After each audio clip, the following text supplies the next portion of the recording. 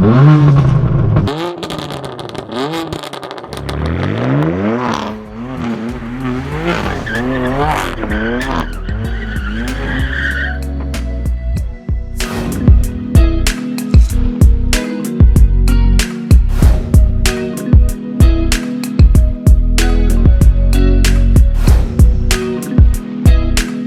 what's going on YouTube? Welcome back to Beemer Fam. You guys join me out here with the M4 and the Canyons, and today we're going to be talking about 3 red flags you should be looking out for when purchasing an F80, M3, M4, or even M2. If you guys haven't seen recently, BMW Motorsport sent me out some more sunglasses. I'm absolutely in love with these things. It's not a paid promotion for this video, but I figured I'd let you guys know because I figured you guys would love these things. They have a lot of different styles. But as we can see, the M4 is parked up looking incredible out here in the canyons. You can see the clouds are just slowly moving over the car, and it's just completely cloudy that way. We should be able to get blue skies. Once we go up further, you'll see it'll open up even more.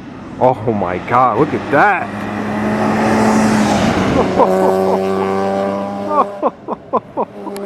Oh, that gives me chills, yo. I love the E46 M3, but Laguna Seca blue, he had the right spec on it. So a couple of Beamers just stopped by, a nice M235 or M240, and we also have this all black Z3M coupe, similar to the one we have at home, but nice to see these in a coupe form and also all black. It's got the E46 M3 engine. Man, the styling on these cars are so cool. Nice to see it. Nice combo with the M4 as well. Man. Just the smell of these cars too, man. Just the rounded mirrors on these things too. So let's talk about what the F80 generation of M car is, right? So we have the F80, which is the M3. We have the F82, which is this, the M4. We have the F83, which is the M4 convertible. And then we have the F87, which is the M2, and that only comes in a coupe. All these things I'm going to list in today's video that you should be looking out for when purchasing applies to all the cars I just listed. If you guys are new to the channel, this is my M4 Coupe 2015 DCT, and this is painted in mineral white. Obviously it looks this good because we've done a few modifications to the car over the years. It's kind of like my daily driven build, if you will. So starting at the front, we did the black kidney grills. We also did the clear reflectors instead of the orange, and then we also have an M4 CS carbon fiber front splitters, and then we also did the black side grille, carbon fiber mirrors. This has 20% window tint as well. We also have carbon fiber on the side skirts, and then we have these Blaque Diamond BD-F12 20-inch wheels. These are 20 by 11 in the rear, and then they're 20 by 10 in the front. And then coming around back, we have the M4 CS style roof spoiler from RW Carbon. We also have the OLED GTS style tail lights from West Coast Euros. And then down low, we have a carbon fiber diffuser that has the LED brake light right in the middle. And this is an AWE track exhaust full catback straight pipe system. It even has the carbon fiber exhaust tips. If you look closely, you can kind of see them right there. And then on the interior, we have this beautiful Carbontastic LED steering wheel with the shift lights, and other information comes up on the screen right here. And we have that nice M Performance trim piece in the middle, and then we also have carbon fiber on the shift knob as well. Aside from that, you got your nice black interior, extended leather all on the dash and door panels as well. So, and then under the hood, we have a 3-liter inline-6 twin-turbo motor. This is the S55. Stock, these motors push around just north of 420 horsepower. We went ahead and did the Stage 2 tune from Alpine Motorsport. So we're looking at around 520 to 530 horsepower. So now that you can see what we're working with, we can talk exactly about the 3 red flags that I've come across with ownership and other F80 owners that you really need to look out for when purchasing one of these cars. I do want to say that these cars are absolutely phenomenal cars to own as far as reliability, just daily drivability. There's not too many problems, a few flaws with this thing, just a few. Not nearly as many as any other M car generation. This is probably one of the most reliable M cars any of our family has owned, and we've owned almost 10 M cars at this point. So starting at the front of the car, we got to look at the splitter. If you can find cars that have never had a front splitter installed or only had OEM splitters installed, that's what I would go for, because otherwise people do not install these front splitters correctly. As we know, this car is turbocharged and there's an intercooler on the front. If you look under the car, you can see right here there are these flaps that kind of prevent you from installing the front splitter. The reason why this one fits so well is because it's like an OEM style piece. A lot of people remove this whole front cover to install their splitters just for that look, and then you'll look through the front mesh grille and you'll actually see the cement, so it leaves the whole intercooler exposed. What that could lead to is, if you're up here in the canyons or you're driving near gravel or any kind of rocks hit your front intercooler, that's going to create an oil leak. And this has happened to a lot of F80 owners, even if it's not rock related. So you have, you know, either rocks or materials could fly at high speeds into that intercooler back in there, and it will puncture holes in it. And not only will oil leak quickly out of the front end of this car, but also you'll lose oil pressure. Effectively, you could, at worst case scenario, lose your entire engine and have to replace the engine. So in short, for the first thing, I would definitely be wary of the front end of these cars. If you can find one that is completely stock and doesn't have any kind of splitters, that's good. But if it does have a splitter, make sure it's OEM. As you can see in there, it's completely dirty but in front of my intercooler, but nevertheless, that is the intercooler, and that's what you want to protect. And usually when these guys install these splitters, that bottom piece in there, the bottom part of the under tray, that gets removed, and the whole intercooler is exposed on the road. So it's not a big deal if you're just going to like down the street to Cars and Coffees, not driving the car much.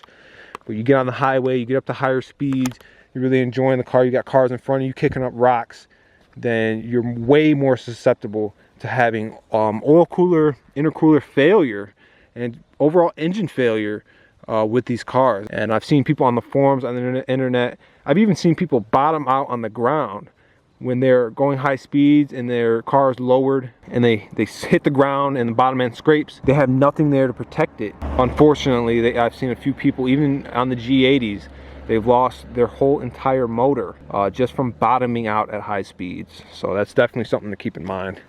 The number two is actually back inside the engine bay. Honestly, I wish I cleaned this thing up for you guys, but so you guys that are in the market looking to buy one of these cars, I would ideally find a car that has never been tuned. Obviously, that's kind of hard nowadays. You know, these cars are secondhand, they're out of lease, they're replaced by the newest generation, so it's gonna be harder to find a non-tuned car. But if you can, that's awesome, because if you want to tune it, you kind of build off the stock power. So if you can't find a stock non-tuned car, stage one is the next best thing. If they've tuned it to just a little bit of power, that's awesome. If they've done the downpipes and a stage 2+ tune on it, then I would try and stay away from that if they haven't replaced the crank hub. The biggest Achilles heel to this car is the crank hub when you're tuning it.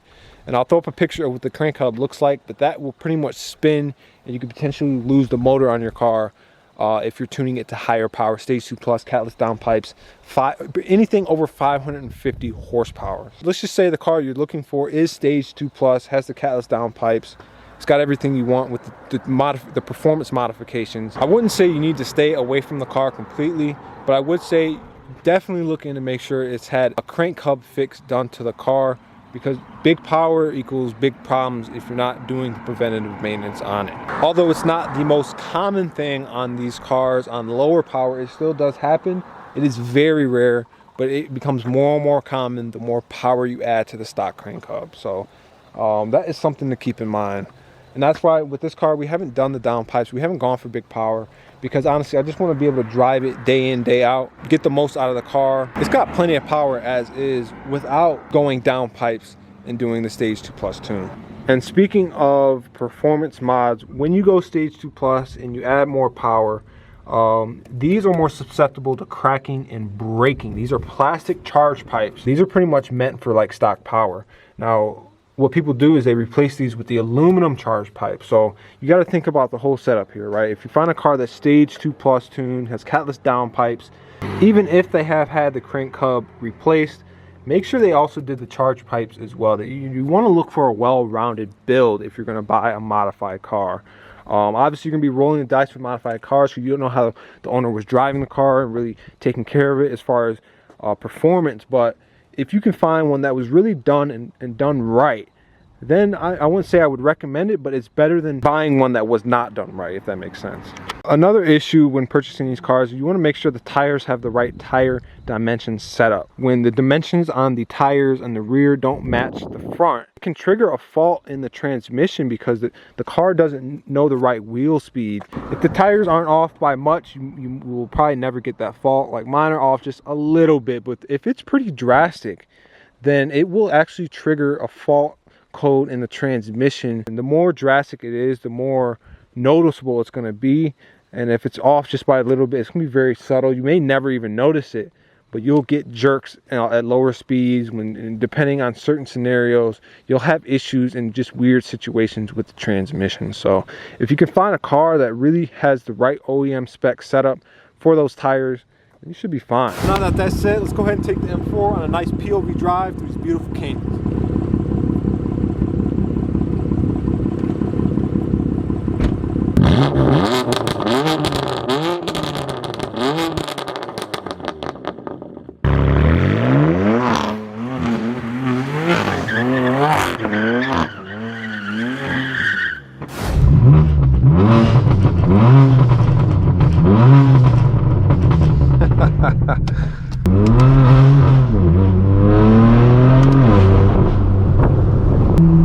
Listen to that low hum.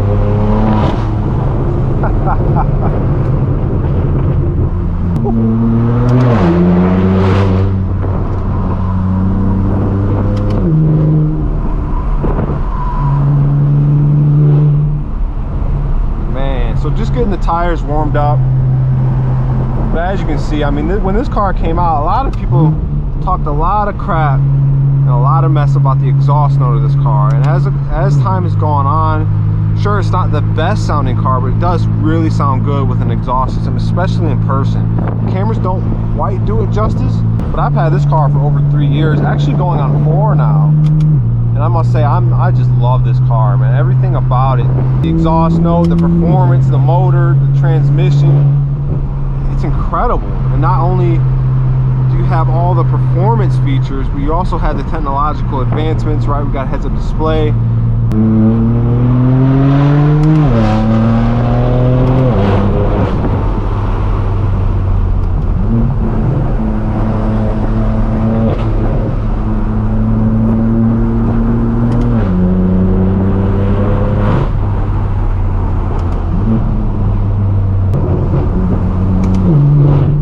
Look at all these clouds going across the road.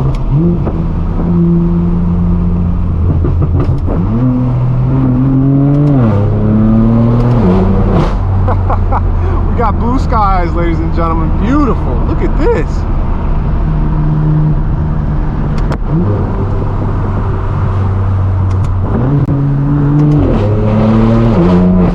Oh, look at these clouds. Oh my God. That is awesome.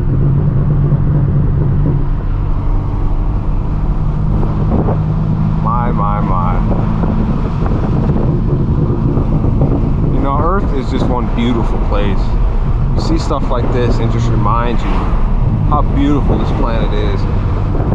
And you got machines like this, man, to really enjoy it.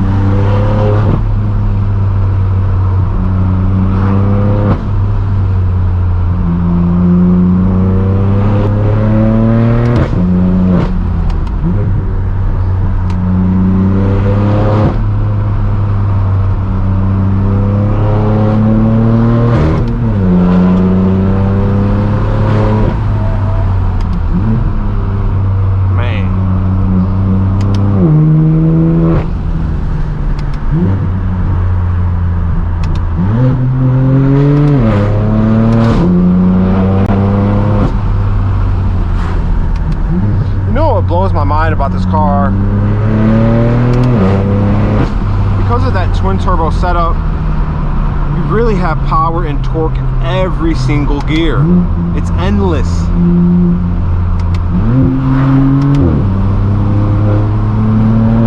I know some of you guys may have driven some Porsches, or even like the E92 M3 or the E46 M3. You kind of got to figure out what gear do you need to be in, at what RPM range do you got to be in the power band. And this, you could be as low as 3,000 RPM, sometimes even lower than that. And you still got the torque, the power to really get in and out of those corners.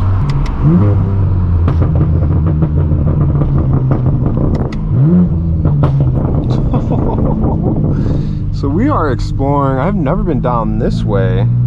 We're gonna check this out. See what's over here. I'm gonna check the map. Looks like this takes us over by a lake.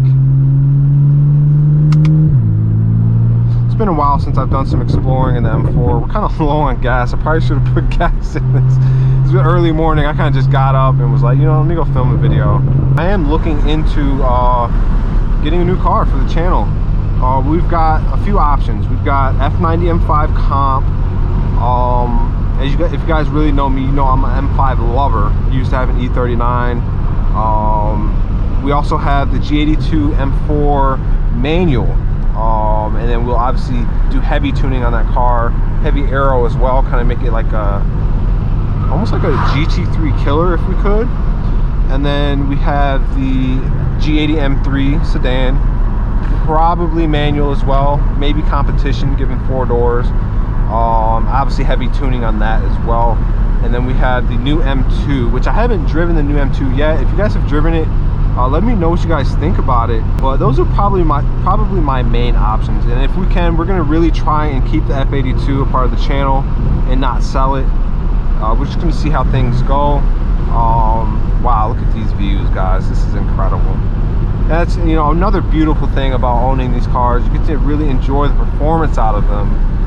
Then you can also just, you know, take it places, explore, enjoy sceneries like this. How special is this? This is awesome.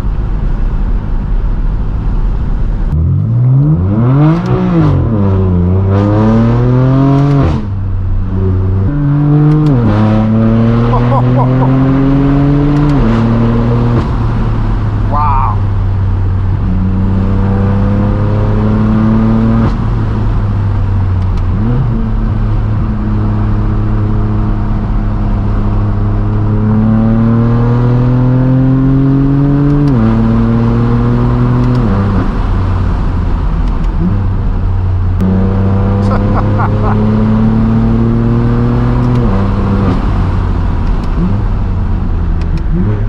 Fourth gear is incredible in this car. It just keeps climbing and climbing. Wow.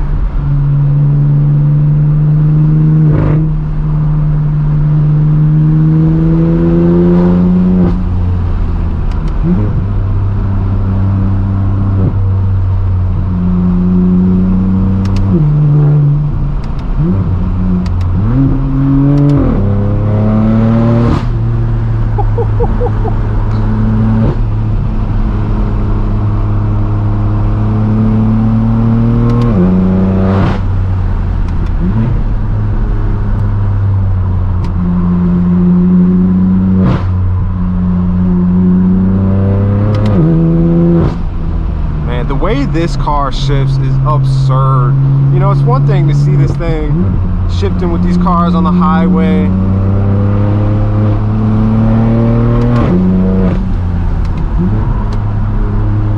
But in the canyons,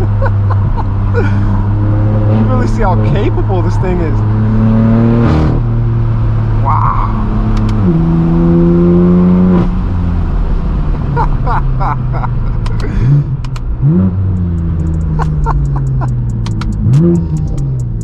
Oh my gosh, and just listen to how quiet it is. Well, not anymore.